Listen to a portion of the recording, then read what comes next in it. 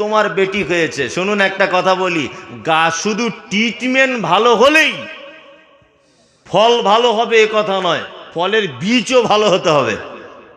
ভালো হতে হবে কি হবে না? হবে। তার মানে আপনি তো বীজ, আর আপনার ফল আপনার বেটা। তার মানে বোঝা যাচ্ছে আপনাকেও ভালো হতে হবে, তবে আপনার বেটা বেটি ভালো হওয়ার সম্ভাবনা আছে। চলুন, বেটাকে মসজিদে নিয়ে যাবে তার বাপ। কে নিয়ে যাবে? তার বাপ।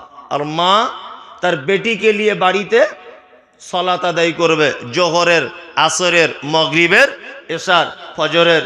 তার বেটিকে নিয়ে ও নামাজ বুঝে না, সালাত বুঝে না, কিন্তু ওর মা দাঁড়াবে পাশে, এদিকে তাকাক ওদিকে তাকাক, যাই করুক অন্তত যেন বলে, মা তোমার 7 বছর বয়স হয়েছে খাদিজা, তুমি অন্তত অজু করাটা শেখো, হাতে হাঁটা বলা শেখো, এইটা হচ্ছে সূরা ইখলাস, বিছানাতে শোয়ার দোয়া, এইগুলো তার মা তাকে বাড়িতে ট্রেনিং দেবে। অনেক মসজিদে আবার মুসল্লি আছে খুব রাগী মুসল্লি, বাচ্চা কাচ্চা গেলে সহ্য করতে পারে না, আছে না?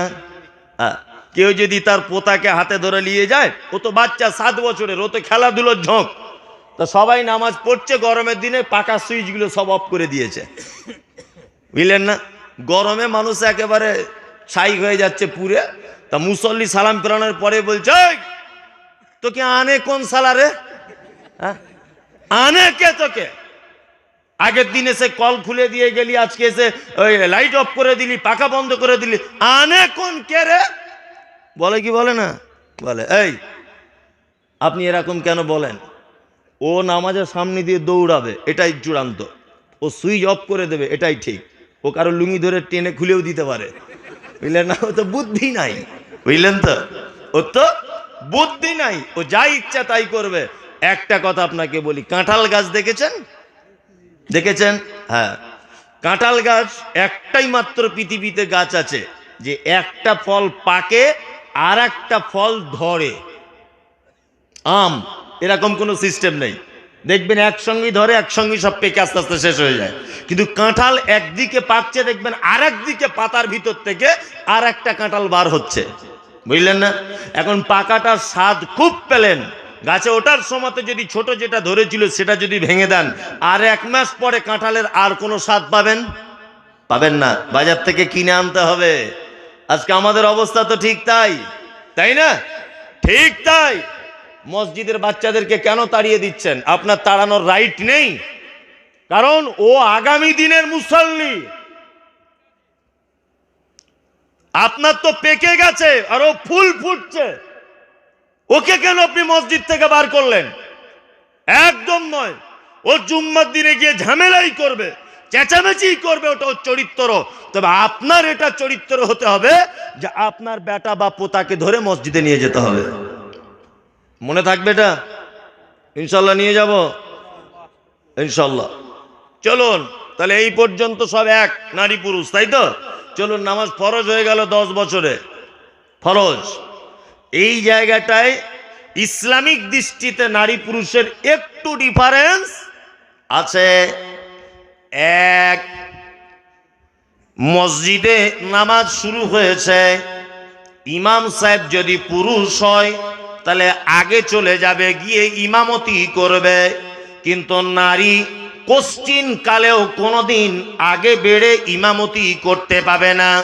নাম্বার 2, আপনি মসজিদে দাঁড়িয়ে নামাজ পড়ছেন একা একা, আর একজন এসেছে, বলুন তো আপনার কোন দিকে দাঁড়াবে? ডান দিকে। আর একজন এসেছে কোন দিকে? না, একদম বাম দিকে নয়, একদম ইয়েস। ওই জন্য যে দাঁড়াবে, জমাতের পরে যদি কেউ মসজিদে নামাজ পড়ে, সালাত আদায় করে, তার উচিত হবে সামনে একটু জায়গা রেখে তবে সে যেন নামাজ পড়তে দাঁড়ায়, কারণ যেন সে আগে চলে যেতে পারে, হুঁশিয়ার ইমাম হলে। কি বললাম বুঝলেন? চলুন, ইমাম সাহেবের নামাজ পড়তে পড়তে ভুল হয়ে গেল, কি করবে মুসল্লিরা, পুরুষ মুসল্লিরা? সুবহানাল্লাহ বলবে। আর ভুল হওয়াটাই স্বাভাবিক, ও বেতন কম, বুঝলেন না? আমি সে হুগলিতে একবার ইমামতি করেছিলাম, নাম বলবো না, এটা মাঝে সাঝে বলি। তখন মাদ্রাসা থেকে সবে পড়ে এসেছি আর কি। তা দাড়ি, সত্যি কথা বলতে তখন একটু ছাঁটাছুটি এটা ওটা করতাম, যেটা সত্যি সেটাই বললো, আমি মিথ্যা বলবো না। আর আমি তো ফেরেশতা না, আমি পাপের ঊর্ধ্বে না, আমি মানুষ। যাই হোক, তা সেক্রেটারি আমাকে শুধু খুজির খুজির করে, মনি সাহেব আপনার সব ভালো, কণ্ঠ ভালো, তেলাওয়াত করেন ভালো, বক্তব্য দেন ভালো, সব ভালো, আপনার দাড়ি বাড়ে না কেন? আমি এখন বলে দিয়েছি যেমন বেতন তেমন দাড়ি। 3000 বেতন, কত বড় দাড়ি লিবা হ্যাঁ তুমি? হ্যাঁ, যা রেখেছি এই লাও, বেতন বাড়াও দাড়ি বাড়বে, মানে বন্ধু লোক তো হাসি ঠাট্টা করে বলেছি। যাই হোক, এটা যদি ইসলামিক দৃষ্টিকোণ থেকে আপনি নেবেন না, আপনাকে আমি বলতে চাইছি সেটা হচ্ছে এই যে পুরুষ মানুষ যদি ইমাম হয়, ভুল হয়ে গেলে মুক্তাদিরা সুবহানাল্লাহ বলবে। ইমাম সাহেব যদি হুঁশিয়ার হয়, বুঝতে পেরে যাবে যে আমার গাড়ি উল্টো পথে চলছে। হ্যাঁ, চলুন, নারীদের যদি ভুল হয়ে যায় ইমাম সাহেবের, তালি দিবে, তাই না? সবই তো আপনাদের জানা। চলুন, তাহলে নামাজের কিছু কিছু জায়গায় একটু ডিফারেন্স আছে, আরো কিছু ডিফারেন্স আছে। এক, বাজারে একটা কাপড় দেখতে পাওয়া যায়, এই কাপড়টা রেশম দিয়ে তৈরি করা হয়, এই কাপড়টা নারী যদি ইচ্ছা করে পরতে পাবে, অসুবিধার কিছু নাই। কিন্তু বাজারে রেশমের তৈরি করা যে কাপড়টা পাওয়া যায়, ওইটা বেশিরভাগ দামি শেরওয়ানি হলে ওই শেরওয়ানিতে ব্যবহার করা হয়। হয় কি হয় না? বিয়ে করতে যাওয়ার সময় আপনাদের দিকে শেরওয়ানি পরে পরে মাথায় টুপি দেয়, ও মৌলভী সাহেবদের দেখতে পারে না, বলছে মৌলভী সাহেব দেখলে আমার গা ঘিন ঘিন করে। কিন্তু বিয়ে করার সময় নকল মৌলভী সাহেব সে যেতে হবে, যেতে হয়, কেন আন্ডার প্যান্ট পরে যেতে পারো তো, টুপি লাগাবার কি দরকার? তখন মৌলভীর ভ্যাগ ধরে, মনে হচ্ছে আব্দুল কাদের জেলানির ভাইরা ভাই, ভাইয়া এ করে কি করে না, এমনি মৌলভী সাহেবকে দেখতে পারে, ওরে বাবা রে খানি গোপালপুরে হেড মাও না, ওই চাঁদা চাইতে পারে এখনই, সালাম পর্যন্ত দেয় না, ওরে বাবা কারি সাহেব দেখলে 5 হাত দূর দিয়ে চলে যায়, বলছে মৌলভী সাহেব দেখতে পারি না। আধুনিক যুগ, এখন দাড়ি রেখে পাঞ্জাবি পরে চলা কি সম্ভব? এখন গেঞ্জি থাকবে, টি শার্ট, আর সেই রকম চম্মা, সেরকম চুল, এরকম আর কি ব্যাপার, তাই না? অথচ বিয়ে করার সময় মৌলবীদের ভ্যাগ ধরে, ধরে কি ধরে না? ধরে। রেশমের কাপড় যদি হয়, পুরুষ মানুষ পরতে পাবে না, পাবে পাবে না। তাহলে দুই জায়গায় একটু ডিফারেন্স হলো। আর একটা ডিফারেন্স আপনাকে দেখাই, বাজারে আংটি পাওয়া যায় সোনার তৈরি করা, পুরুষ মানুষ পরতে পাবে? এখানে বসে থাকলে মনে হয় 10 জনের হাতেও পাওয়া যাবে, হয়তো ও কেনেনি, ও শ্বশুর দিয়েছে, কিন্তু হাতে আছে। আর আমাদের বাজারে একটা রেওয়াজও আছে যে জামাইকে সোনার আংটি দিতেই হয়, হয় না? দিতেই হয়। অথচ পুরুষ মানুষের জন্য সোনার অলংকার হারাম, চলবে না। আল্লাহ রসুল বলছেন, কেউ যদি জাহান্নামের আগুনকে হাতে রাখতে চায়, তুমি যদি চাও তাহলে তুমি সোনার অলংকার ব্যবহার করো, কোনো সমস্যা নাই। কালকে আন্ডার প্যান্ট পরে ঘুরতো, আজকে গিয়েছে ওই চেন্নাই রাজমিস্ত্রি কন্ট্রাক্টারি করে লাখ লাখ টাকা হয়েছে, ওই কেরালাতে থাকে, ফাড়া লুঙ্গি পরে সকালবেলা বাড়িতে এসেছে, হাতে দেখছি সোনার ব্রেসলেট, কানে দেখছি দুল, আবার দেখছি গলায় চেন, লাট সাহেবের বেটা ঘুরছে। তোমার হুঁশি নাই যে তুমি কি মাল হাতে রেখেছো, তোমার জানা নেই। কি বললাম বুঝলেন? একটু আধটু চাঁদির যদি হয়, আমি আল্লাহর কসম ফতোয়া দেওয়ার যোগ্যতা রাখি না, আমি ওলামাদের কাছ থেকে জেনে তবে বলছি, চাঁদির যদি হয় তাহলে একটু একটু আংটি যদি হাতে পড়েন ঠিক আছে, তারপরেও ওলামাদের আপত্তি যে আংটি দেওয়া চাঁদির চলবে না। আংটি দেওয়ার আপত্তি এই কারণে যে আংটিতে অনেক সময় শুভ অশুভর ব্যাপার থাকে, এটা অষ্টধাতু, এটা নবম ধাতু, এটা বাচ্চা দেয়, এটা ছেলে বন্ধ করে, এটা অমুক করে, এটা মাধ্যমিকে ফাঁস করে, এটা আছে না নাই? আছে। হ্যাঁ, ওই জন্য প্লেন পড়বেন, প্রয়োজনে পাথর থেকে দূরে থাকবেন, কারণ পাথর আপনার কোনো কল্যাণ করতে পারে না।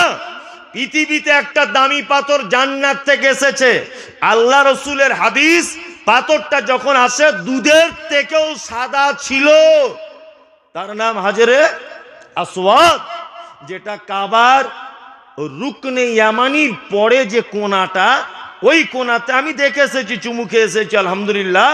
ওই রুকনে ইয়ামানি পার করি রুকনে ইয়ামানি আর মাকামে ইব্রাহিম, এর মাঝখানের কোনাতে রাখা আছে এরকম একটু মুখটা ঢোকানোর মতো। বানি আদম তার পাপ চুমু খেয়ে খেয়ে পাথর কয়লার মতো কালো হয়ে গেছে, এত পাপ টেনে নিয়েছে। হযরত ওমর নাম শুনেছেন?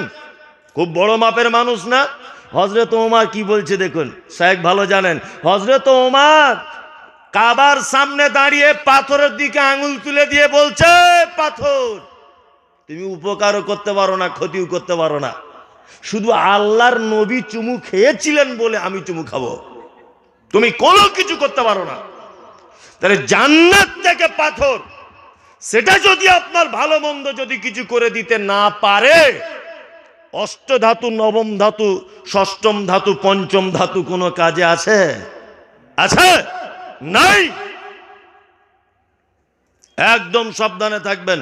চলুন, সোনার অলংকার পুরুষের জন্য হারাম, নারীর জন্য একদম মাথার চুল থেকে পায়ের নখ পর্যন্ত যত ইচ্ছা পড়বে জাকাত দিয়ে দিবে, হলেই হলো, যত ইচ্ছা লাগাবে।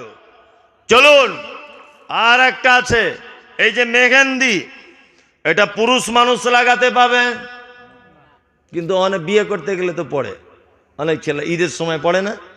পড়ে, পড়ে। মেয়েরা ব্যবহার করতে পাবে, ছেলে পাবে না। তাহলে এইরকম শরিয়াতের কিছু কিছু বিষয় নারী পুরুষের ডিফারেন্স আছে।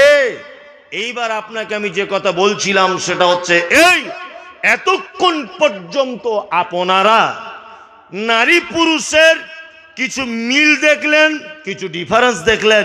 এবার মেন যে জায়গাটা সেটা হচ্ছে এই, নারী আর পুরুষের ভিতরে বলুন তো সম্মান বেশি কার? কার? নারীর, তাই না? চলুন, আল্লাহ কেমন সম্মান দিয়েছে প্রথমে দেখা যাক। এক, আল্লাহ মা হিসাবে নারীকে মর্যাদা দিতে গিয়ে বলেছেন উফিউ ওয়ালা তানহারহুমা। যদিও এখানে নারী এবং পুরুষ, আব্বা এবং মা দুজনার ক্ষেত্রে বলা হয়েছে, কিন্তু এখানে আল্লাহ তাআলা মায়ের ব্যাপারে বেশি তাগিদ দিয়েছেন। তাফসীর যদি আপনি খোলেন তাহলে দেখতে পাবেন এক। দ্বিতীয় নম্বর কথা হলো, আল্লাহ পবিত্র আল কোরআনের ভিতরে বলেছেন তোমরা নারীদের ভিতর থেকে যাদের পছন্দ তোমরা বিবাহ করো, তার আগে তার মোহরটাকে দিয়ে দাও। মোহর দেওয়া লাগবে কি লাগবে না? লাগবে। এটা দিবে কে? বেটার বাপ।